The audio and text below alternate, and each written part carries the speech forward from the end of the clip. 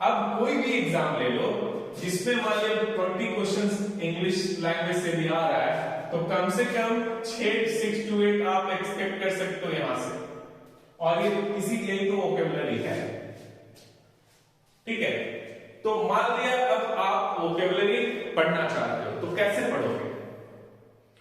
तो वोकेबुलरी जो है ना एनरिच करने के लिए, अपना वर्ड पावर एनरिच करने के लिए, स्टॉक इंक्रीज करने के लिए, मेरे पास में भी वर्ड स्टॉक नहीं है गुरु, क्योंकि मैंने ध्यान दिया नहीं।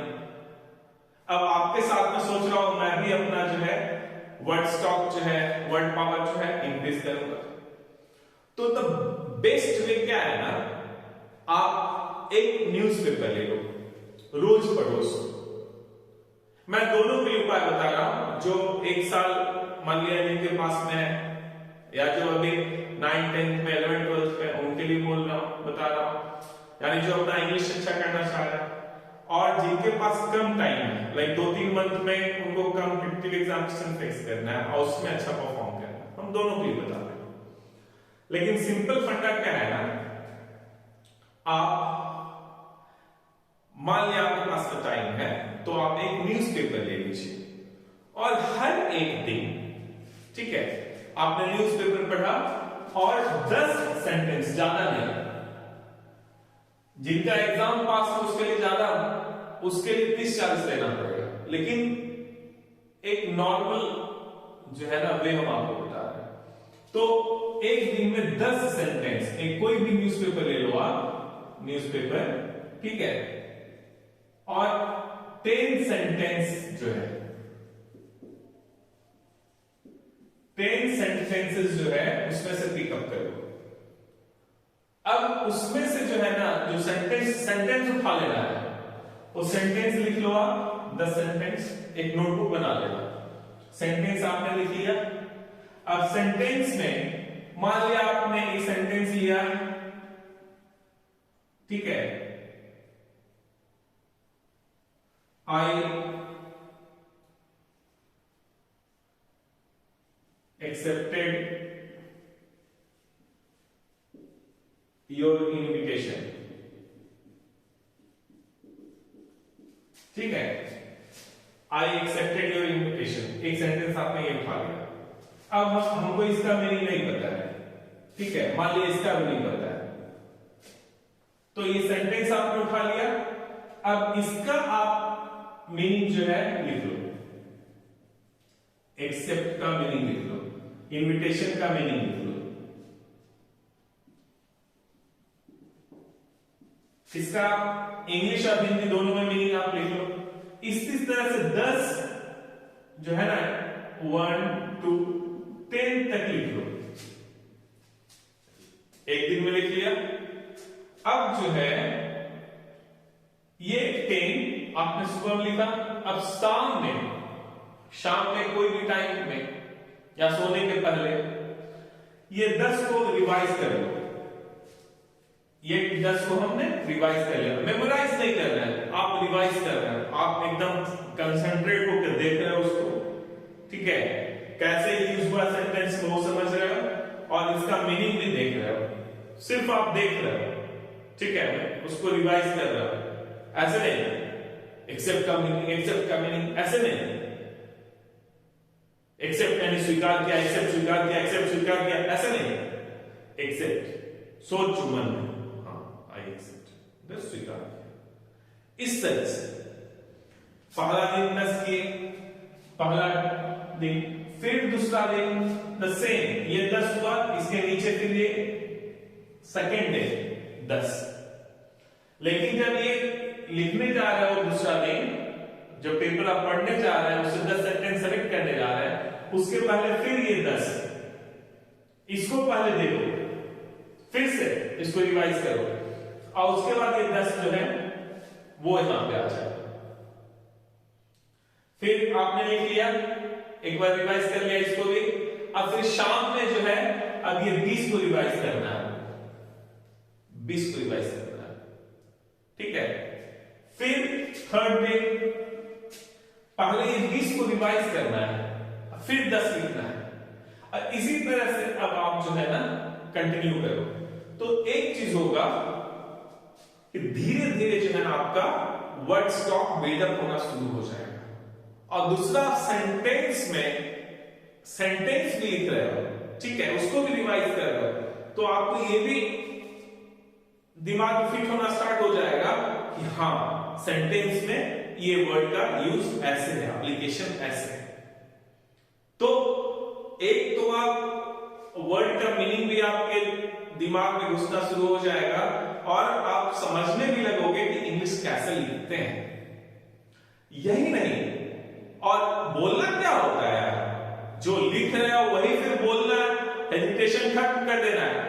हम आपसे बता रहे थे ना, मेरा दोस्त साथ में माइग्रेन में था, वो हमेशा क्या करता था ना, कोई भी चीज, अब तो यार ना हमको इंग्लिश आती थी ना उसको आती थी, किसी को हम लोग को नहीं आता था, जो गया था लोग बिहार से, ठीक है।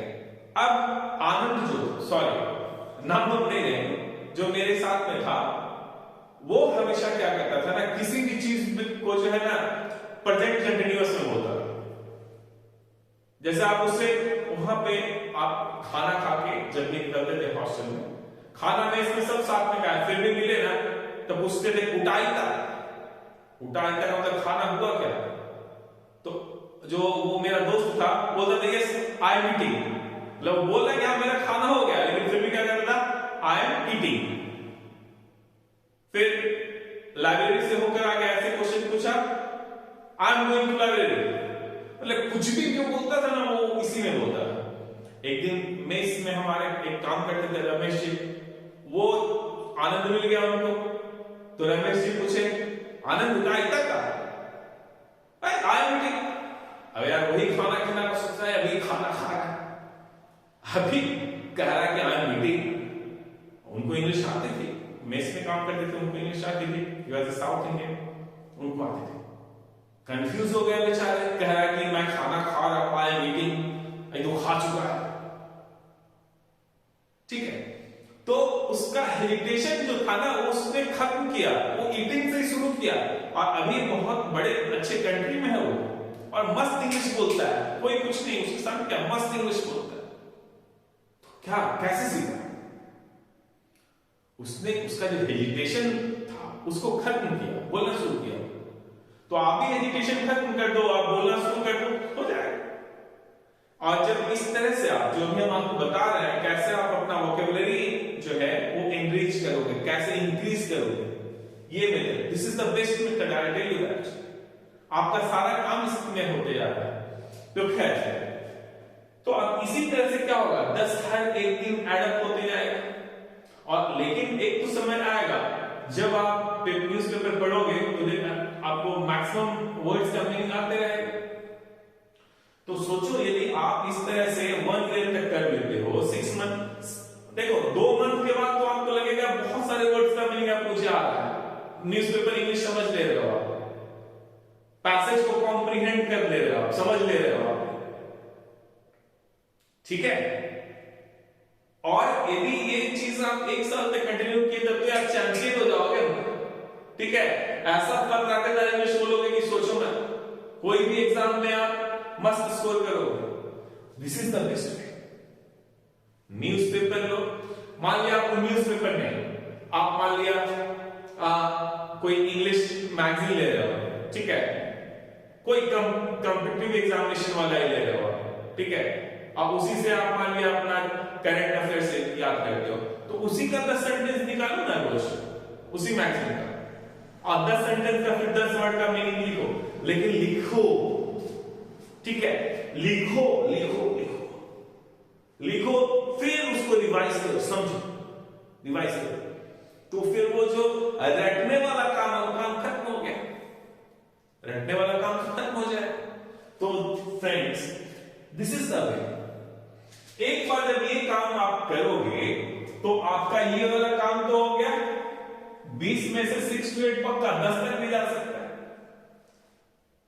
अब केवीएस में 30 का है, तब तो 10 नंबर पक्का इसी से आएगा, इधर से ही आएगा। तो अभी से 2 मंथ में भी आप इस तरह से करते हो, आप 10 की जगह पे 20 वर्ड्स कर देते हो, ठीक है। तो क्या होगा, 2 मंथ में आपके पास में मान लीजिए रोज 20 ही करोगे तो 2 मंथ में कितना हो जाएगा, 20 और 6 मल्टीप्लाई करो, कितना हो जाएगा,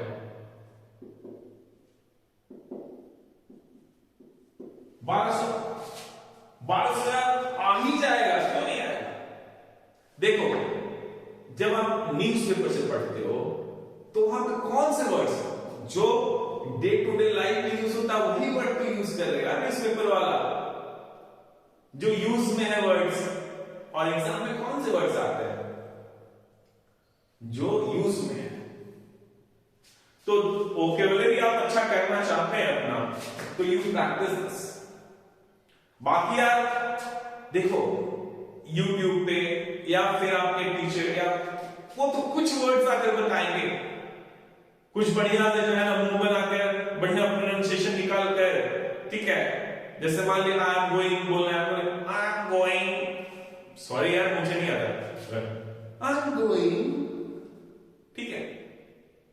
मान लिया को कह रहा है छुट्टी हो गया काम से, I am of the work, I am of, ऐसे बोले। अरे यार इनको तो कुछ ही सेंटेंस वैसा सिखाएगा ना, आपको खुद मास्टर बनना है। तो I tell you that you practice this method, practice this method. ऐसे पढ़ना है, कैसे पढ़ना है, ऐसे पढ़ना है, एंड आई गारंटी यू आप रॉक करोगे, you will rock in English. लोग कहेगा क्यों नहीं, आप बिहार में क्या है 10th तक क्या है हमारा इंग्लिश कंपलसरी नहीं है, इंग्लिश शुरू ही होता था 6th क्लासेस। कोई ये नहीं कहेगा कि आप हिंदी मीडियम के पढ़े हुए हो, इस तरह से प्रैक्टिस करो। आप सब कहेगा कि आप भी कॉन्वेंट के प्रोडक्ट हो। कॉन्वेंट में जो पढ़ते हैं, जो इंग्लिश मीडियम, उस इंग्लिश कितना अच्छा होता है ना।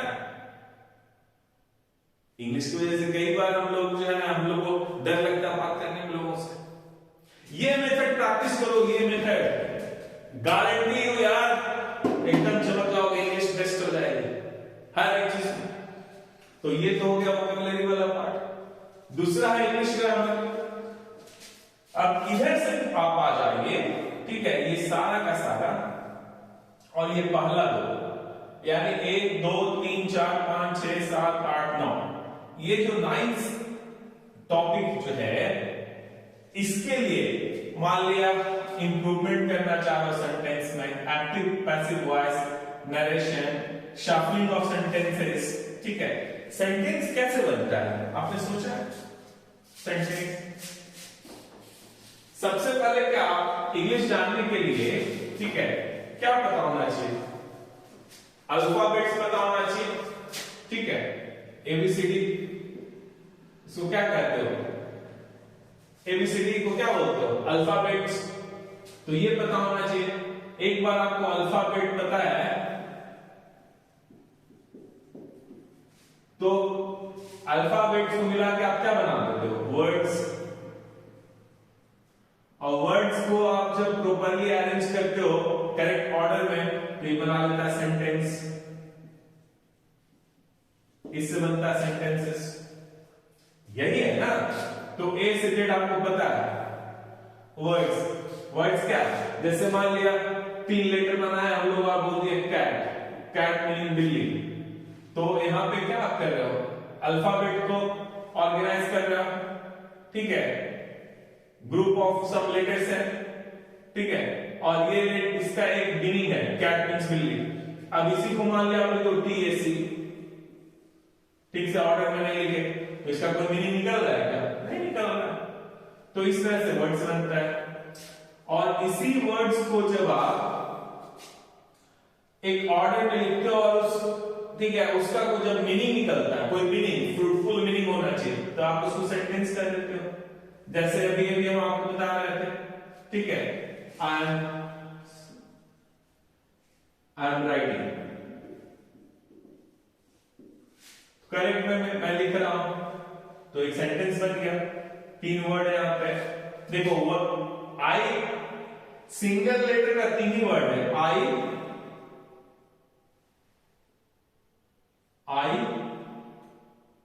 और कौन सा है? और कौन सा है? ए और ओ, सिर्फ 3 लेटर्स। ये जो है ना सिंगल लेटर वर्ड्स है, ये क्या है, single letter word, single letter words.